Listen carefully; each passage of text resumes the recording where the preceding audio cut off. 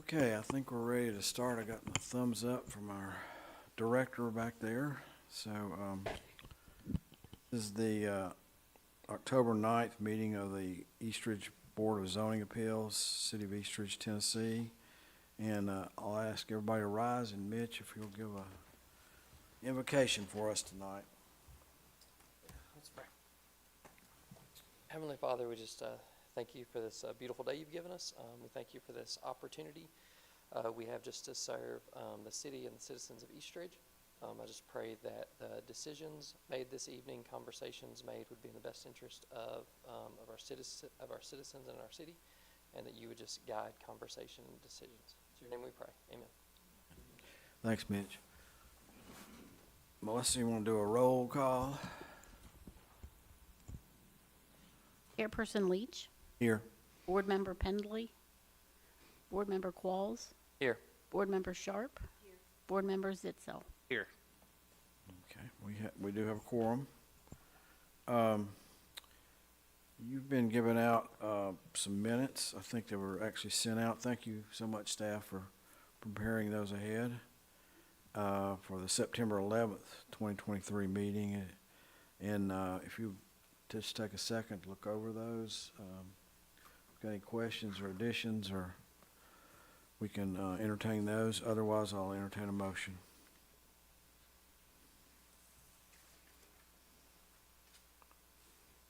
I make a motion that we approve the meetings. I have a motion. Do I have a second? Second. A motion and a second. Any further discussions? Any changes? All in favor say aye. Aye. Aye. Okay, the minutes are approved. Again, thank you, staff, for those minutes. We usually, I like to welcome, I do think we do have somebody in our audience that's probably interested in this case, and I have a introduction to the Board of Appeals, if you've never been here before. We are the citizens of the City of Eastridge. We're not paid by the City of Eastridge. It's a voluntary organization, and we receive no remuneration for this service. Purpose is to hear and decide appeals from the Eastridge City Zoning Ordinance, which I have a copy of up here if you need to look at it. And this was adopted by the City of Eastridge in 1989. We do have standards dictated to us in the ordinance, and by state law. The standards are for variances are practical difficulty or unnecessary hardship. Hardship must be due to unique circumstances, that is particular to a lot. The hardship must not be self-created, and any variance granted must not result in substantial detriment to the public health, safety, or welfare. We're a quasi-judicial body, which means we can hold hearings, conduct investigations into any issues related to the zoning ordinance, and make decisions based on the evidence presented. We have no punitive authority. We don't have enforcement authorities. We do, but our decisions are final and binding upon the applicant. If you want to make an appeal from our decision, you have to go to a court of competent jurisdiction downtown, and not to Eastridge City Council or to Eastridge City Court. And so we're an administrative board, and we're only granted so much authority, and one of those is to conduct this hearing and make a determination. Has this been properly advertised? Yes. Good. Okay, the way we're going to do it tonight is we're going to we'll do a very brief review of the application. Probably have staff talk a little bit about it. The applicant can then present their case, and the board will hear those comments, and we will probably have questions, and then we'll close that open meeting and make a final determination. And again, we try not to postpone these decisions. We try to get through the business, and so the citizen will or applicant will know exactly where he or she stands after this meeting. We do have under new business, we only have one document Has Mr. Wilson, does he have a copy of the agenda? You wanna get this one?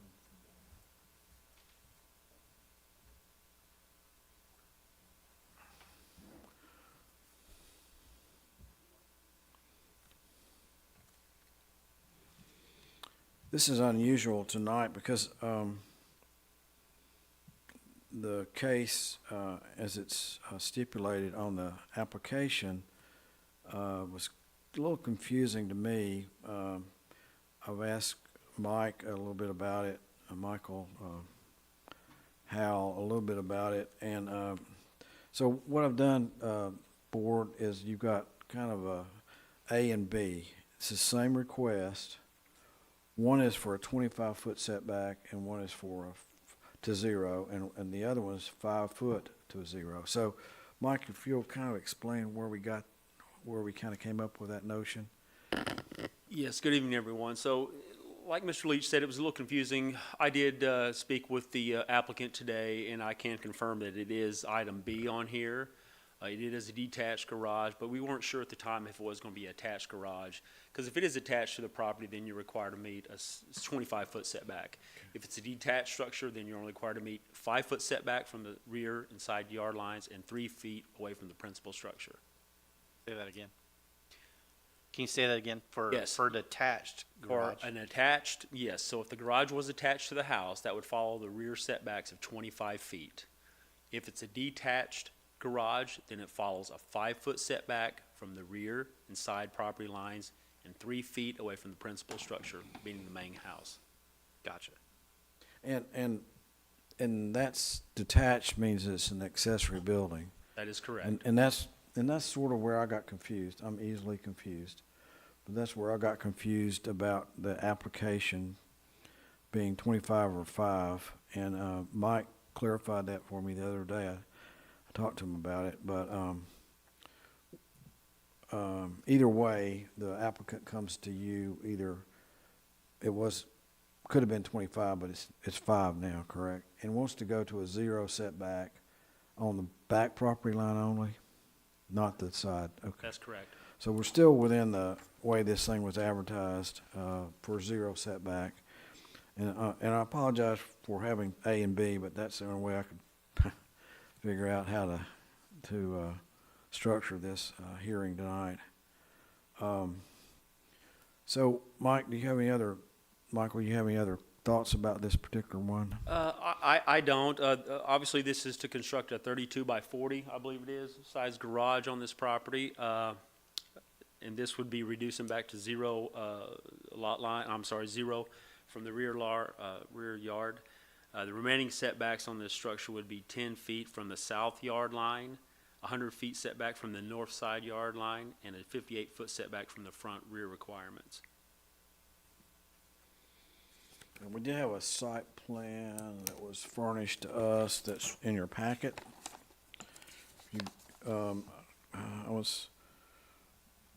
It makes a little bit more sense now, now that it said 10 feet on its side.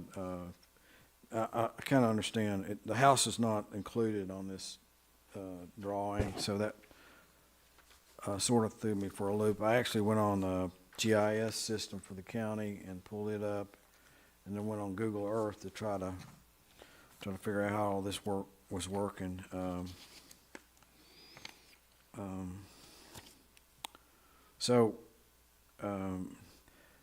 When I looked at it on Hamilton County GIS, it looked like there had been a carport there before. Is that correct, Mike? I believe so. The applicant might be. The applicant can talk to us about that. And it looked like it was, I couldn't tell much about it just because of the tree cover over it, but it looked like there was a carport there.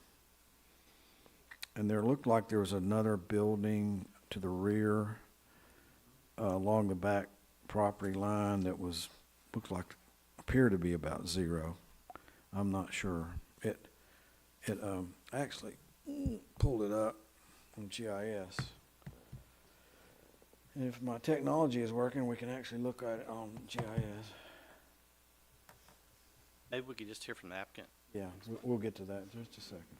I just want everybody to, So, yeah, I'm curious, what is that structure that's immediately on the other side of the property line? here's Or- what, here's what, Looks to be right on the property line, so, yeah, what is this structure? that looks like an outbuilding, like an accessory building. Yeah, that's what it looked like. And according to this document, I got a line here. Yeah. The Google images are pretty close. Yeah, and the ones from, the ones, I compare them over time.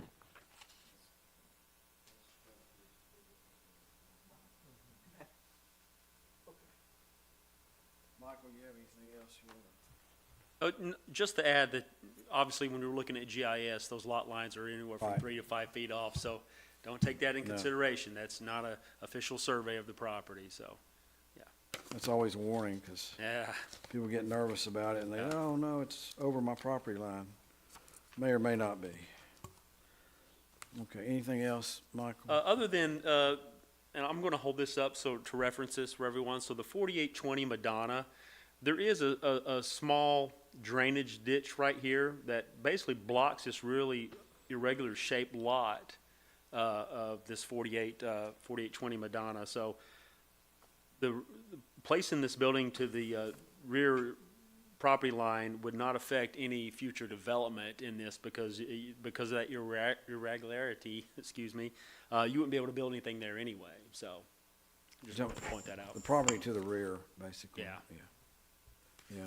If you looked at the original plat maps that were furnished, Madonna Acres, that's kind of a hoot, trying to figure all that out. That took me a while to. Yeah, And Mike, that's a drainage ditch that runs through what we're seeing right there, all those woods. That's where that ditch runs through. That's correct, it looked like a yes. pond almost back there. When I looked at it on Google Earth, it was, at least the one I was looking at. looked Yeah, like there was- it holds water, all year round, and it might be, and I didn't look at TDEC, it might be a blue water stream as well. It might be a waters of the state, so. So there are some issues to the rear property. Okay, now, Mr. Wilson, if you'll come up, introduce yourself, tell us your address, and tell us why you have to have a 0 setback. Good evening. First off, my name's Joe Wilson. I live at 607 South Moore. Purchased that house there 27 years ago on October 18th of 97, however long that is. You can do the math. I appreciate your time this evening, as free as it is. I hate free work myself, but yeah, the carport that you referenced is no longer there, and neither is the accessory structure.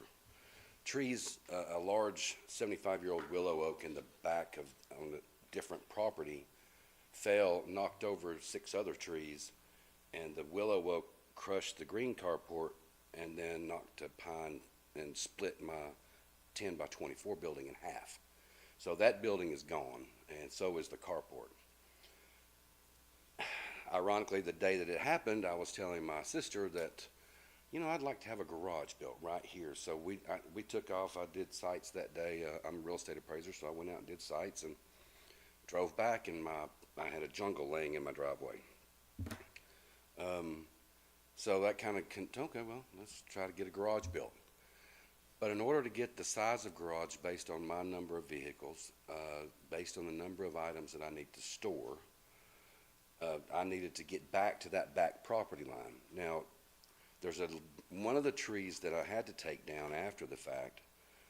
Kind of, I'm still within the 5-foot setback, but it pulls that building front towards the front about 2 feet because we can't dig through that stump. It's a big old giant pine. Still within the 5 foot. So that's basically about it. You know, I'm going to be fine on the side, fine on the front, fine on the right, but that back line. Those woods back there, like I said, I've lived there for this long. There's 4 separate parcels that I have entertained the thought about purchasing from the individuals on the other side of the creek. You know, they can't use it for anything. There's 2 transformers back there. There's power lines. Nothing can ever be built back there. And most of them wouldn't even meet the size requirements to be able to have anything built when I inquired to one of them years ago about it, they were like, just use it, do whatever you want, don't put a motorcycle track back there and mess with my tenants. Not at all, wasn't gonna do that. So, so there's nothing they can do with any of that back there. So that's why I thought, well, maybe if I can get that building back far enough, and that'll allow me to come out long enough to be able to take care of everything I need to take care of. So, Mr. Wilson, the carport was it at 0 or is it 5 foot? It was that far. It was well within, it was probably 10 feet from the back line. Your testimony here is that if you build the size building structure you want to build as an accessory building, it would shift it too far to the front of your property? Yeah, because there's a carport that's attached to my house that still I'm gonna leave open for guests or anything like that. If it's raining, they can just pull into that carport. And if I have to come in that 5 feet, then one of two things happens. I shorten the building, which doesn't allow me to get some of my vehicles end to end. Or it comes out in front of that carport and not allowing any, the width, not allowing a car to get in It there, would cut it off, basically. basically. So, one of the issues with any time you do a 0 lot line, Michael can probably talk to this, but you have to be able to do maintenance on your property without infringing on your neighbor's property. In other words, you'd be trespassing or you get an easement or something. So how are you planning to do any kind of maintenance on the rear, or construction for that matter, and not get on your neighbor's property? Well, and like I said, within the past, I have asked if I can use any of those woods back there or purchase those lots back through there. And I've just been told just to use it and do whatever I want to with it. Again, when my kids were small, we built a little 8x8 fort out there in the woods for them, and that was it. So there's not anything back there to prohibit me to be able to go, if I have to go around the back of the building and walk 2 or 3 feet onto that small, and especially that first lot is a very small triangular point. But yeah, there would be no burden on the property owner or any structure of the property owner. Well, I just think, at this point in time, maybe not. A subsequent property owner may not want you trespassing back there or accessing their property to do maintenance on the back of your building. So, Michael, I don't know if you have any thoughts about that. That's the only issues I ever have with 0 lot line is that, people tend to use other people's property when they're doing things, and if they're at 0, so. You've also got a visual encumbrance. If the property to the left, as you're looking from the street, they've got a nice deep lot with open space back there, rather than The looking. property to the left of my house from the Yeah, front, yeah. I own that house. Do you? That's your property to the Yes, left? Okay. So it looks like to be like a little, water garden or pond back there? What is that in the middle of the? I think that's just an indention in the ground. I think previous owners may have had like an in-ground pool. Previously a pool? Yeah, not in-ground, but an above-ground pool, and I think that was a dugout area that was kind of leveled for that. Since I have lived there, there has not been anything like that back there, so I don't know how long ago that Miss Bell lived there. It was a rental property when we moved in, then Miss Bell bought the house, and then another lady, and then I bought it. So on the proposed plan here, you've got, 10 feet off the, for lack of a better word, The left. left edge. With the footprint of the carport no longer being there, what would inhibit this from, your proposed size of 32 by 40 of your new structure, just simply being 5 feet to the left and 5 feet off the back edge of the property? I'm not sure I understand. I think if I'm understanding it right, and like I said before, if I come up 5 feet, then that cuts off the entrance to my attached carport to my house. Right, but if the Makes entire that thing was moved 5 feet to the left, Well, I'm 10 feet off of the left property line. And that's my actually, inquiry. If you were instead 5 feet off, compliant with that edge, 5 feet off the back, you would have necessarily clearance to Oh, come in well, your driveway. I have there's a large patio area that's right there with a 2-foot concrete block wall that prohibits me from getting any closer to that.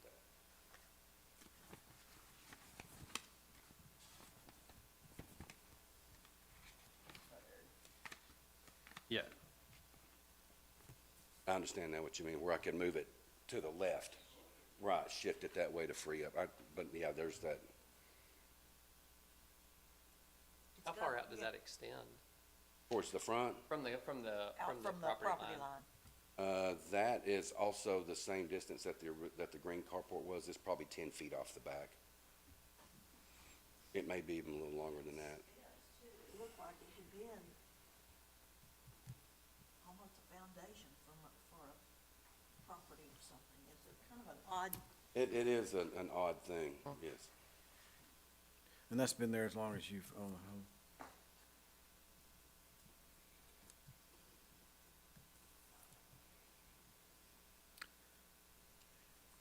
I'm assuming that you have not had a chance to put together any sort of plan for the garage that you're wanting to put there. I've actually already spoke with the contractor. He has drawn the plan himself.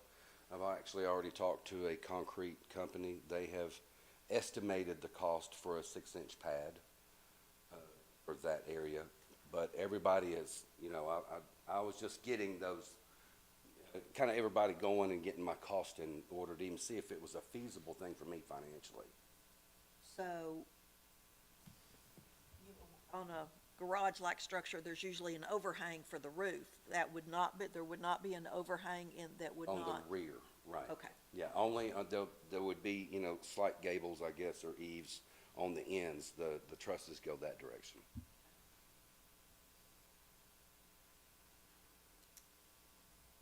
what is the structure that can be seen either like on GIS or Google Earth, or Google Maps, just on, either on or right across the property line? And now I did purchase, I can't see that.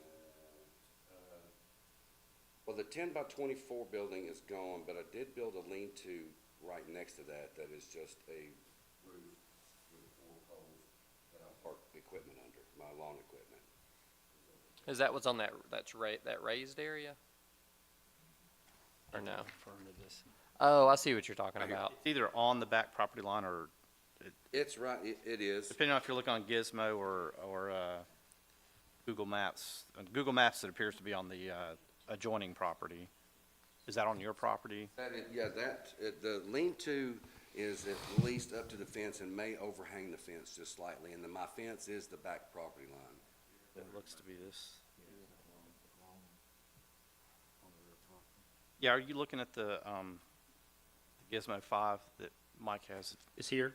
Yeah, and what I'm inquiring about is the, against the back edge of the property line. That is inside your property. Yes. And what is that structure there? A lean-to, like a lean-to type situation.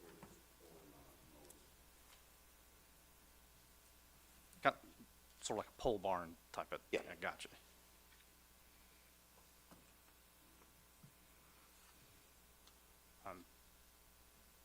So I'm still curious here. I mean, granted, you've got some effort would be involved with the concrete to the left and the elevation difference you got. But what, again, the question: what would inhibit you from your proposed structure being 5 feet to the left? Cost, basically. And that, it's sort of what I'm trying to get it set back over on the asphalt, even though the concrete company's coming in and cutting that asphalt for the pad, so that the garage actually sits on a concrete pad. But yeah, cost, just having to, get rid of a block and cut through, and may have to take that part of that fence down back there. I don't know. I don't guess it would matter. I'd still be 5 feet off of that, but basically cost. That's it. And you'd have to offset that in order to be able to pull in the garage. If you pull that garage over 5 feet, you'd have to offset, you'd have to pull out most of that wall, I would think, just to be able to pull in. Kind of still inside the footprint of the previous carport. That's what you, like, I'm basically about in the same footprint as the carport now, except I'm going back. Okay. Because where the left leg of that metal carport is, I am moving over probably about another 5 feet. Left leg viewed from the street.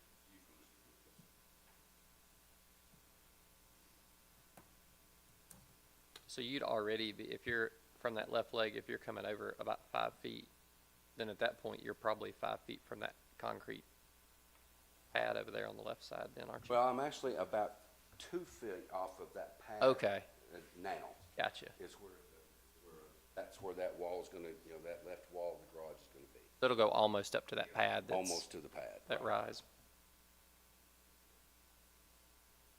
So you can't go over any further left unless you took that pad out. Yeah, I'd have to cut through that and take all that out and like I said, the main thing behind that was just cost.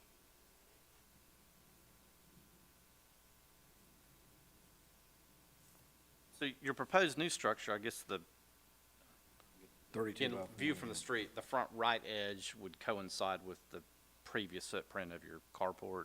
The right side, no, would be where the end of the house is.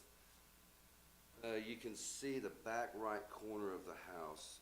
That is where a carport is. All right? At the end of that carport, a fence runs straight to the back line, okay? So the garage is gonna be about 2 feet off where the fence is now. Once the garage gets built, I'm moving that fence over about 8 feet to be able to allow that area to be a little bit more open. I'm not going sideways, trying to go down the side of the proposed. That's the fencing question, That's the fence in question right there. And Yeah. Can you bring it, let me see it, Michael. Oh, there's that.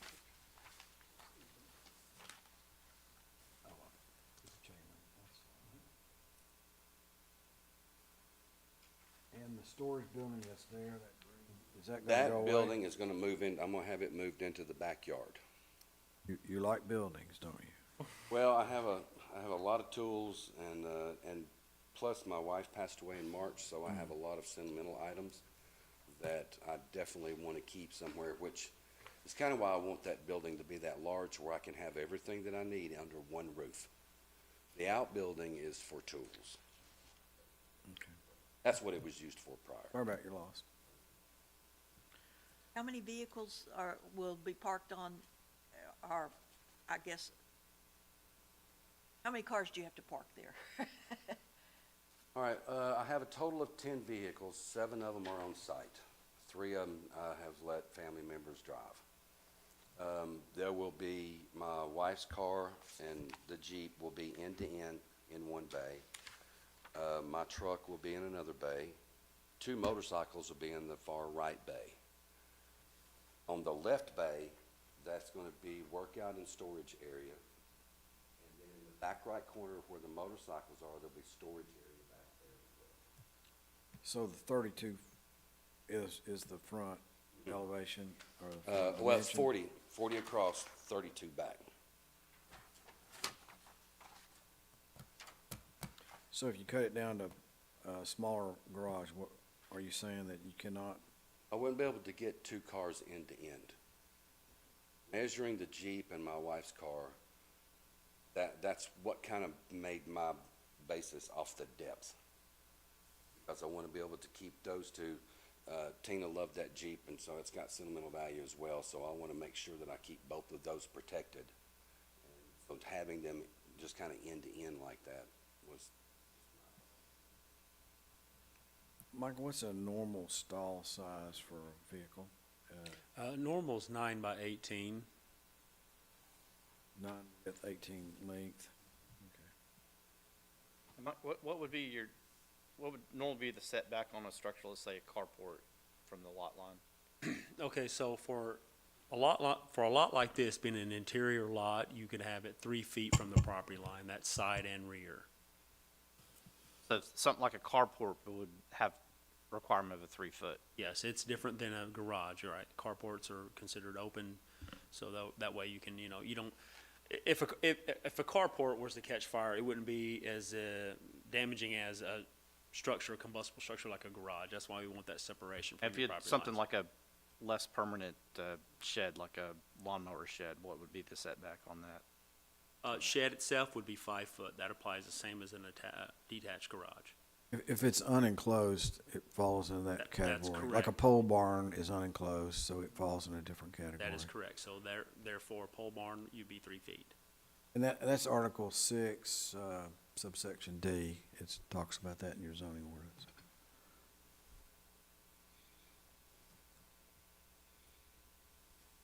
To clear that, what we're calling the pole barn, that is still there or not still there anymore? Yes, that is still That there. did escape That did, yeah, that is. the tree crushing, That's the one to the rear of the house. the one correct? that's up against the lot line, Yes, which may or may not be compliant currently. currently.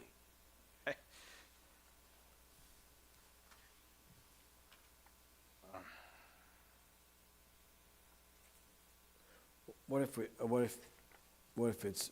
if it was agreeable for a 3-foot setback versus 0, to the board? Would that be well, we can discuss that when we get to discussion, but, again, that's for,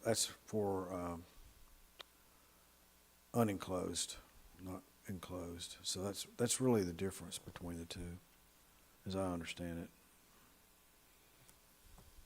Yeah, I guess here's where I'm struggling with this. Like, I've seen the property, and over the years, I've seen it's been kept tidier than the neighbors. You do a good job of Thank you, making sir. that property well. But, my concern would be to encumber surrounding properties with this variation, which might make sense right here in time, but for all time going forward, you know, the lot to the left, which you say is yours Yes. right now, you know, visually, they've got a different backyard than they would otherwise, by granting you the ability to go right up to the property line with the structure.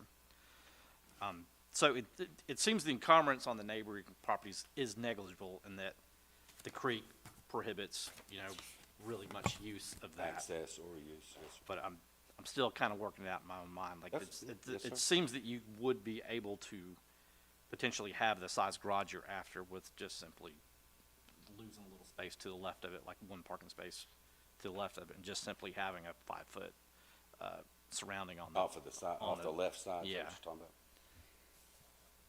I'd like to hear what some of the other members have to say about it. So, So, Figuring this some of your testimony was that you had a carport that you were attached to your house, correct? Yes, And you wanted to retain that carport. yes. What if that carport disappeared? Are we still talking to have the 5-foot? If that carport goes away, then, no, it would just turn in more to an open patio area at that point. But would the garage work at that point? At the size that you're, It would, but I would need to find out what it would do to the rest of my house, since it's attached to the gable when it comes down.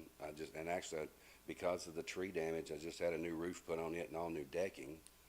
I would have to, I don't know what's behind there, and there are actually storage bins on that carport running down the right side that's up against the house that was there when I bought the house. So I would lose the storage there. I think I would need to get a little bit more understanding about how that carport's actually attached to 2 walls.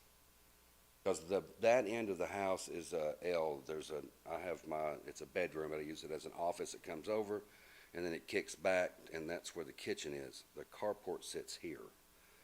So I don't know how this is connected here, and I don't know how this is connected here, or what I would have to do to build soffits, fascias, guttering, those types of things if I remove that roof. what's the width on that carport? That's probably, from the house wall to the end, 12 feet by, let's see, Tina's car will fit in there nicely, so 10 by 20. But you haven't entertained about taking that off? The removal of that? No, sir. Because again, that gets into so much of unknown, I don't know. I mean, typically, if it's built correctly, then there should be headers, there should be those types of things that can be removed, but once that header's removed, I've had the house vinyl sided a while back, so there'd have to be some pieces of that added. I don't know what I don't know with that, and that's kind of why I haven't entertained that. And that's part of the asphalt drive? It has an asphalt drive? It actually is a concrete pad under that carport, under the attached carport. Looking at the, I guess looking at this picture. Yes. So you said where it currently stands, the garage, if you got the 0 setback, you would run up to 2 feet to this? Ma'am, approach, Yeah. maximum. I'm curious too how far forward it would go. Yes, let's see, well, the carport's not in that. Right here is the fence that handles this gate. Right here is the end of that carport, and that's where the corner is. The proposed garage will go just about exactly where this outside of this outbuilding is and come up to that post that's right here, right in front So of. it'd come to that post? Yes, there you go, yeah. So not the white post, but the chain link middle That post? chain- the chain link Post for the And chain and link they're fence. really, they're really right next to each other. That's Okay. an offset Okay. driveway, so they're really right next to each other. Okay. So with a 0 setback, that garage is gonna come right up to where The you're basically just existing- swinging a car in front of it and driving in that carport. Yep, that's it. But it's almost coming to the carport. And then that fence, like I said, once that gets constructed, I will move that fence over probably about 8 feet just to allow passage to get back down the side of the building. The double gate my plans are to remove the double gate from that and put only a pedestrian gate on that side and put the double gates on the other side of the yard on entering the yard from the right side. But that's a whole other thing. I did notice that there was a pole with I guess it's a transformer that is back on that property, back behind you. Is there any requirement for providing access to that for utility work? Well, the Or is there a utility company would have an easement, implied easement for that, so. Well, there's actually not an easement there anymore, and we went through this a while back. There was, years ago, probably about the time Madonna Acres Park was supposed to be constructed, there was a perpetual easement recorded that went right down the side and went right into the woods where they could get back there to everything. So when we put the green carport up, we called about that perpetual easement, talked with the county. And the guy went from the day that it was put in place and followed its path, and at some point in the, I think, 70s or 80s, somewhere in there, the perpetual, or whenever it was, I really can't remember, the perpetual easement was ended. And because all three of us was on the phone at that point, and we were trying to figure out, well, perpetual means forever. It just rolls on. But then they stopped that. I always just kind of kept that path open, just in case they did need to get down through there. Well, I think what you've got is an implied easement for the utility line, so Michael could probably speak to that, but I think you've got an implied easement. It's been there for a long time. Power utility company needs to access it. They're gonna access it, and with whatever easement they have, and most of the time, those easements are not recorded. They're just a utility line, and over time, it's an implied easement, so. No, and I'm not disagreeing with you at that at all, but if it's not a recorded easement, many implications can be made throughout everything. We I can wouldn't- disagree with that. And also, me owning the property to the left, there's ample access for anybody to get down through there and come through that to get back there and do anything they need. Yeah, the day you lose power and that utility pole goes down, I've had that experience recently. They come up there and they just make their own easement, so. Gotta get them in there somewhere. And they've had that, Somehow. line there, and most of the time their easements are 15 or 20 feet wide, just to get vehicles in and out, so. The machine that they had, there was a case 4 years ago, I think, where we were just getting torrential rain constantly, and that drainage creek runs at an angle from the view of my house. It kind of angles back. Well, there's a transformer pole way back there that actually fell and started to fall over. So they come back through there with a big old tank-looking thing and was able to get down through there. And I agree, they're going to get in there however they need to get in there. And again, there's ample access from the adjoining lot to be able to get back through there. Okay. We won't go any further on an easement, so. Yeah, more than likely, it's somewhere on one of the deeds or the warranty deed where this property's exchanged hands over the years. Looking back, I mean, I could always pull the deeds and see if there was. I mean, even though it's not shown on the Madonna Acres, normally you always have a 10-foot easement on the rear property lines. That's just subdivision regulations, Yeah. communications, and Could be on, Like it could that. be on the plat, too. sure, yeah. Yeah. Mhm. Okay, are there any other questions, for Mr. Wilson from the board? Okay, thank you Thank you for your time this evening. for your testimony. Michael, do you have any thoughts, other thoughts? I would just make sure members be aware that, like Ms. Sharp described, you got to take into consideration overhangs of eaves. So once you do have that overhang over, into a adjacent property line, you're creating a nuisance with water runoff and stuff like that. So that is something board members need to keep in mind. And also the issue of maintenance. I mean, That's also an issue, yeah. you've got to get over on the abutting property to get to put your ladder up and do maintenance, so. And whether or not it's usable or not, that may or may not be the case, in this situation. Anyway, thanks, Michael, for your help. So all of this has really come about because that building got destroyed? Okay. Or else you wouldn't be doing any of this. Mr. Wilson, if you'll come back up to the mic if you're gonna. Yes, that's the reason why I'm getting rid of it. Circumstances. Yeah, just that it presented itself at that moment and trying to get everything under one roof and instead of, I do have a storage building in Ringgold that I'd like to stop paying on. And that having that much space would allow me to store everything that I need, all one roof. Do you, further question, do you have a survey document that establishes for sure where your property line is back there? I do have a survey that was completed years ago, and I did provide that. That's what the drawing. Yeah, I of saw that. the garage is on. Okay. Is there, Surveyor at that time asked me how detailed I wanted it, and I just told him I just need to know where the corners are. And so that's what he gave me. And he actually called me John, so.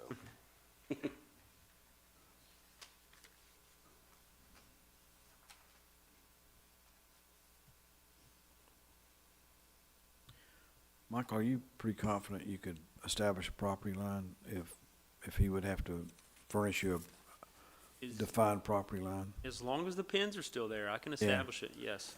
I saw iron pin on the creek corner, but I didn't necessarily see on this drawing where it shows an iron pin or property corner. The iron pin on the creek side is probably gone because that creek has steadily been eroding and I'm losing my fence. Steadily because What of that. about on the side that you want to put the garage on? The left side, I haven't, there's a giant bush there. I haven't looked for the pin, nor have I looked for the pin up front. Well, I think it'd be critical, I don't know what the board's gonna do, but I think it'd be critical to know where that property line is to your satisfaction, Michael. So that is correct. I mean, if this board approves a zero lot line, I will absolutely need to know where that property line is because he can't encroach onto the next door adjacent property, yes. So that's something, normally when you call up a surveyor, they don't like just identify, to locate two pins, they don't really appreciate that. It's not worth their time. They want to do all four corners, so. Well, you're in the appraisal business, is what you testified, so you understand about the property lines. Oh, for sure, definitely. That's the reason why I started this whole process, is not just, let's just do this.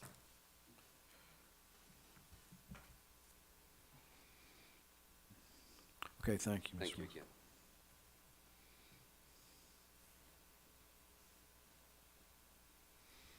Any other discussion, any other questions? I have another question.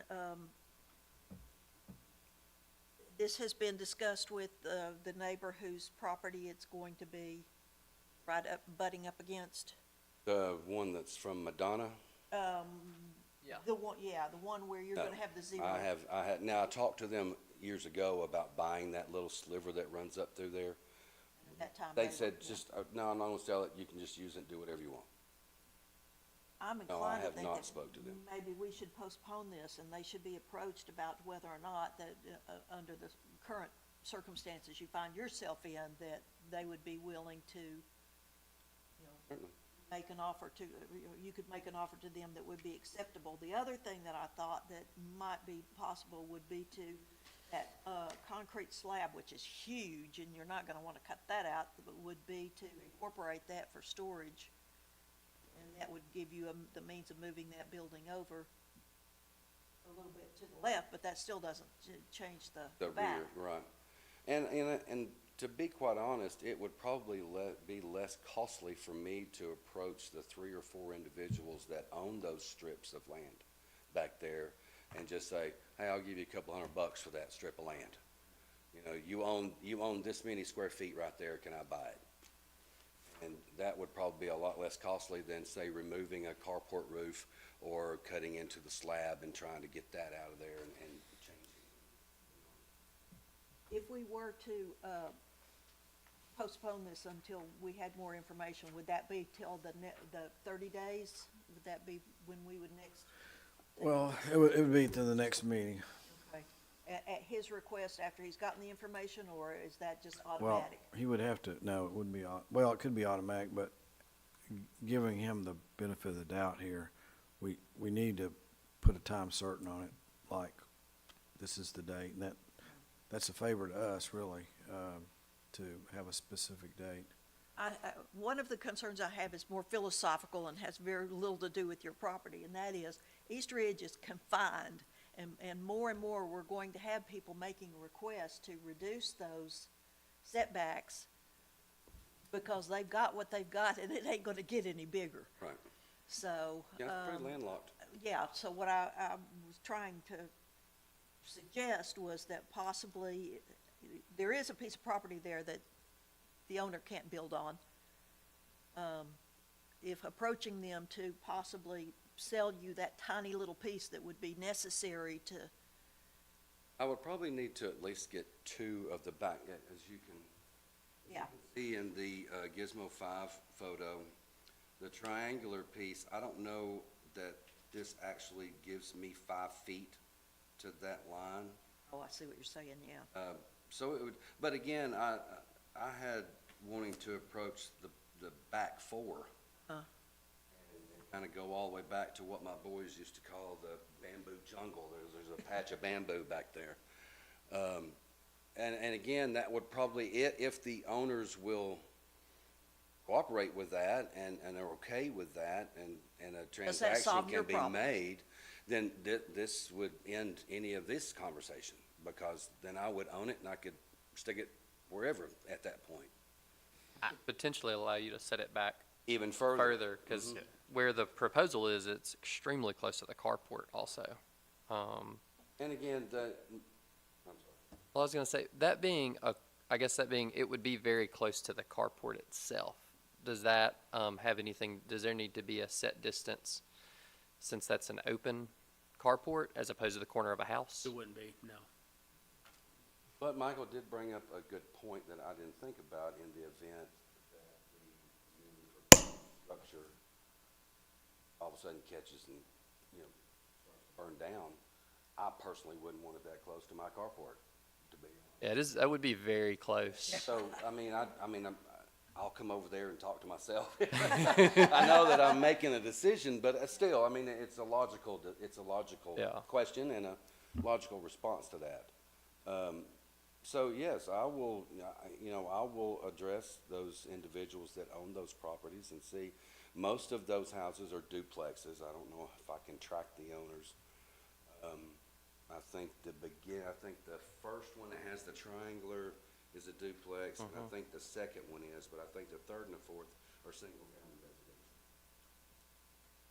Let me suggest this, is that potentially put forward a motion to postpone and stay this till the next hearing, based on a couple things, that you've got potential options to explore that haven't been explored yet.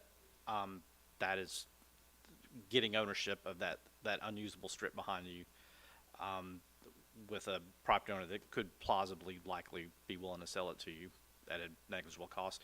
Also, one of your reasonings for wanting this is something you haven't explored. What is the cost of removing this concrete to the left and utilizing that 10 feet of space you have? Like Janet said, everybody's got the same situation. You got a very human story here why you need it, but everybody needs it, and the next generation behind us will be facing the same encumbrances and variances that were granted today or not granted today.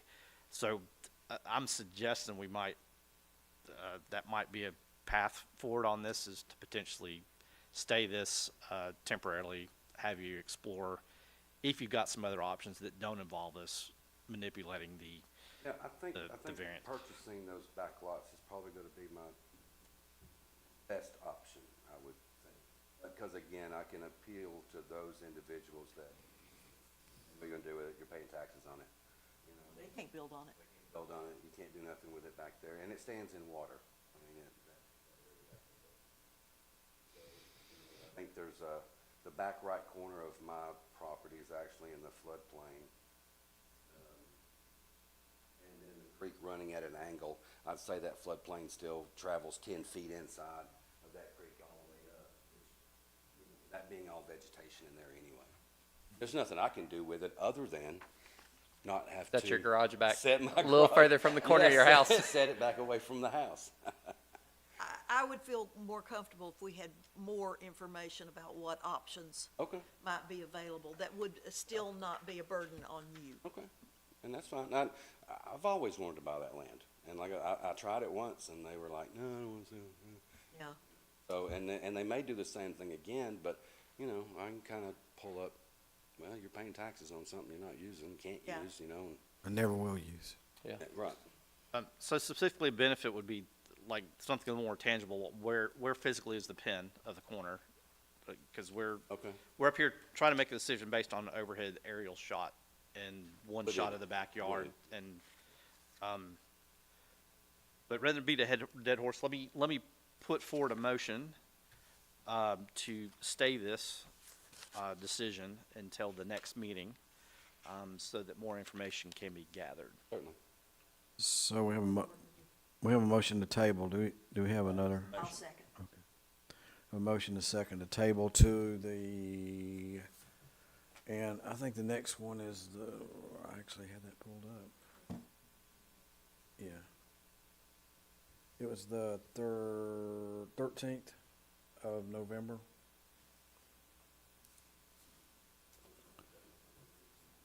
Walk out the door and forget it. That's, November 13th. okay, November 13th, Does that give you sufficient time to contact property owners? or I would you, think that does. I mean, again, with my job, I'm experienced in kind of weaving through and finding people, and I have no qualms of walking up and knocking on a door either to, you know, Yeah. get the owner's phone number, you know. You said the November 3rd, 13th, 13th, okay. the Monday, and it'll be at 5:30. And if, Michael, if we hear that he has been able to purchase that, then my concern was we'd have a meeting and there'd be no action we need to take, other than dismissing the case, which would take us a few minutes. But if you'll just keep us posted on Mr. Wilson's progress toward that. So I have a motion and a second. Okay. All in favor of that motion to postpone, say aye. Uh, Opposed, no. Okay. Thank you for your cooperation with this board. Thank you again for your time. Yeah, so you may not have like a resolution of all that information, but we'll have more information we have. Oh, Yeah. sure, and like I said, if even the purchase of two of those lots occur that are right behind me, then again, like you said, that would be a, dismiss, cancel, whatever it is that you need to do, Right, because, yeah. and it would allow me to set it back a little further, of course, but, And you have a much bigger piece of property. Yeah. and pay more taxes. so- And go big, right? Okay. That's sort of the reason why I went with that big of a garage anyway, so. Thank you, Mr. Wilson. Mr. Wilson, so, let's say you talk to the property owner, Martha, there, and they don't want to sell, but they're not they don't have an objection to you going back to the zero lot line. If they were interested in coming to the meeting and voicing that directly to us, that Okay. will give us more confidence. Yeah, If we find ourselves a month from now deciding, are we We're gonna back make in the this same decision for somebody that's not here with a voice to say, I don't care. But I about that think new-" also, as part of your motion, was that he should look into taking down that wall, just to see what that It's cost another piece is. of information. You've looked into the wall, you've found it to be orders of magnitude of cost beyond what the garage would cost, therefore, That's true. so that'd be another information that's kind of part of this whole puzzle. Is that really an encumbrance for you, that wall? It or may not, it may be a simple matter of somebody coming over with a saw and a backhoe. Is I it, mean, is it a block with a backfill? Is that it? Yeah, I saw it. I didn't know what it was. That's one of the reasons to About, put this yeah. off. You're asking for variance because cost, we don't know that cost. You don't know that cost About either. putting a bowling alley over there, it's perfect. I mean, it's Oh, 80 that's, feet long or something no, I ridiculous. think that was a shuffleboard. Yeah, right, shuffleboard, you know. For all those who even know what that is. That'd make a nice cornhole. Yeah, that's what That would. Thank you, Thank Mr. you. Wilson. Thank you so Thank you. much. Great evening. Yeah. Thank you. Mike, I'll be in touch with you when I find out. Okay. I asked, and then now we'll move into continuing education. Good discussions. on board. Yeah, I think that was the best course of action. Yeah. We just, There was some things that we didn't know about. So, I asked Mike to kind of, two different things on continuing ed. I asked Mike to, I noticed in Chattanooga that the city had, reduced the parking requirements for, I guess, a hotel, motel, or I don't know what else. Remember we had those cases and they wanted to go down? failed to pass. No, I don't know. That did pass. It passed, yeah. Okay. Yeah, it sure did. So I hadn't heard it. I didn't know it was on the docket, but I thought that was a good decision by the council to change the ordinance rather than having to deal with on a case-by-case basis. So, Is this regard to the numbers per unit or the physical size of the? no, it's the space? numbers, I think we had 1.5 or something that was required 1.25 Yeah. is what we had, yeah. per room in a hotel or motel. And that's basically, the whole notion behind that was, if you have a conference meeting room, that you might have outside folks coming in, not just the individual staying in the hotel room, so. Yeah, and we looked at that pretty hard. Is it feasible that East Ridge might ever get a hotel with a restaurant in it? Because that's really when your parking requirements are going to need something like that. Maybe.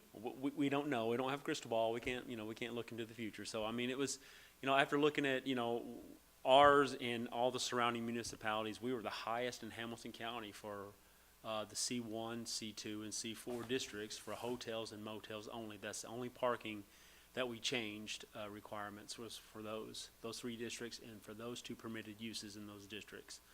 But yeah, we were so high that you get a certain amount of rooms and you're adding an additional parking spot.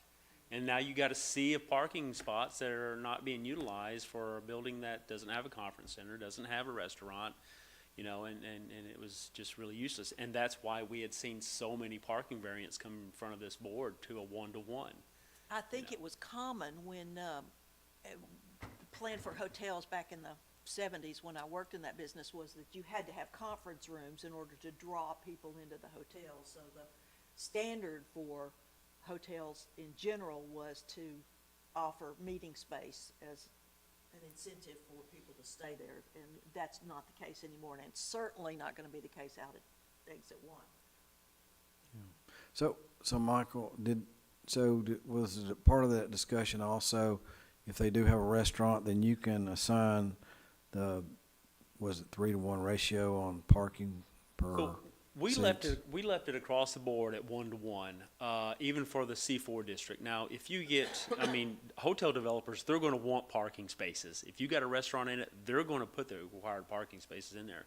So we felt that we didn't really need to mess with that any longer, or anymore, for that matter, because if we do get something like at the Gateway development, if they decide to put some sort of conference center venue out there, then, yeah, I guarantee that they're gonna, the parking spaces will come. You build it and they will do it, you know what I mean? So you would not worry about the authority to require that, it's just, No, we're not. feel like the because developer side will take The care of it? developer they're gonna want people into those, heads into beds. They're gonna want the parking spaces, so if they go above what we require, that's all the better. I mean, An encumbrance to their business if they don't exactly. put So enough they're the parking. ones that's gonna say, hey, you know what, we need this. Even though it's 1-to-1, we need, maybe 1.5, parking spaces per room, so. Have you had any other, like retail, changes to the parking requirements for other normal retail, like restaurants or anything like that? No, we only looked at the one that came in front of this board Yeah. many times, which is hotels and motels, and that's it. That parking requirement is just so high, and now we're on the playing field with everybody else. Saudi, Red Bank, Collegedale, Chattanooga, they're all 1-to-1, I think. Well, I think Collegedale is 1.1, I think it is. So they're the highest one now, actually, yeah, since we've reduced Well, ours. we appreciate you taking that before the planning commission and council, because that was something that we really didn't really didn't need to have to deal with that. Yeah, and you guys had mentioned that several times, maybe you need to look into getting this changed, and finally, what was the time? I think when we had the last one was the Candlewood Inn and Suites Yeah. parking, variance on there, yeah. So I think they had to do some sort of shared agreement. There again, we had to bring it back to this board with that shared proposal that they had, so yeah. It's been changed, so now we're 1-to-1. Good deal. Okay, any other questions for Mike? Any other thoughts on any of that? Any other ordinance changes that? Well, actually there is, there's a couple, so. So I'll just do these by, and you guys might be familiar with some of these, and these are in order. So, ordinance 899, that amended the height requirements in the C districts to limit the, proposed heights of building to 72 feet, in the commercial districts with a 4-foot parapet excluding sloped roofs. So that was another one that we changed. I'm not sure if you guys are familiar with that one or not. From what to that? There was really no height requirement for it in the C Or ones. limit? Yeah, no limit on it, yeah. Going from no limit currently to a new current limit of 70-something feet? 72, and a lot of that pertains around the overlay of the airport as well. So, we needed to get something down there to reduce that, so, yeah. That was the first one. The second one was ordinance 1028, which you guys are aware of the sign ordinance. Now, pretty much everything out here is a legal non-conforming sign, and now you're seeing a lot of monument and ground signs in place. And I won't go into the sign ordinance. That one's very lengthy. Number 3 was ordinance 1029, which is the architectural design standards within the Highway 41 corridor.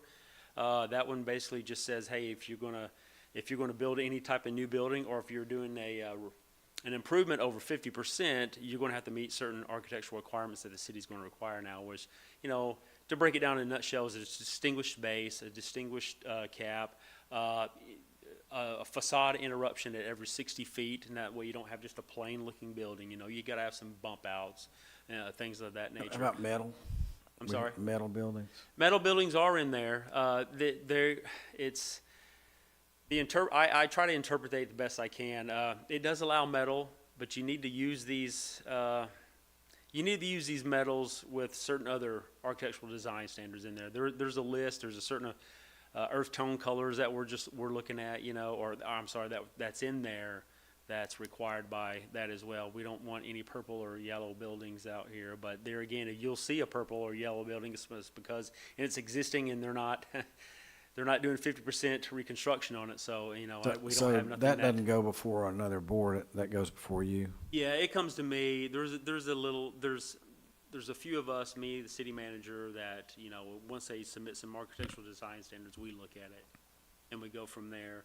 With that architectural design standard, it also introduced ordinance 1029, which is residential infill requirements, and that was really just to combat tiny homes, because, there's a lot of old housing stock out here that, they're smaller houses, 1,000, 1,200 square feet, but this was to curb tiny homes, but it's done just the opposite. They're actually doing bigger homes now, so, yeah, it's, what we thought that would have been, just to get rid of the tiny homes, we're not seeing any of them at all. Now we're seeing, smaller lots. So tiny homes defined as like 300 or 400 square foot, is that? 400 square foot under the code, yeah, that's Now considered you're seeing tiny. them want to put big houses Yeah, on now tiny you're seeing it's lots. just the opposite. We got very small lots here in East Ridge, and they can meet those requirements as long as, if they meet the setback requirements. And if they do go over the 35 foot, they just gotta increase the setback requirements, so you gotta just push it in a little bit more. Let's see, that was 3. So ordinance 1067, I'm sorry, that was the infill requirements. Ordinance 1115 amended the front setbacks for all Highway 41 commercial corridor, which basically was 25 foot. Any new building built on the Ringgold Road can now be brought up to 5 feet from the right of way. So that's where you're seeing Champy's, getting really close. And that was try to introduce East Ridge as a more pedestrian friendly city. Can we get rid of Champy's portable sign out there? I thought that was against the Well, basics. we can talk about that later, Steve. I thought that was against the basic sign ordinance, just thinking. Yeah, and just the last one was the parking requirements. That, in a nutshell, has been some of the updates Wow. lately. Now, can you send this board a summary of those, so I'll try to keep my zoning ordinance up to date. Yes, That would be handy. I can do that. Okay, thank you. Mhm. Now, I have prepared a rather lengthy continue ed, if you're in the mood for it, or, I've actually got another one. okay, that sounds really good. I'll keep that for next month. Cause it, Twice the homework. so, That was good continuing yet about no, zoning ordinance Very updates. helpful. see, we needed to ask him that, cause I just spotted that in the Chattanooga and I went, oh, that's good. That's a positive for us, so, anyway, thanks, Michael. And thank you, Melissa, for making this thing happen tonight. And I will, hold my continue ed program till next time. And I do appreciate your service and we had some good discussion, so. This, I feel better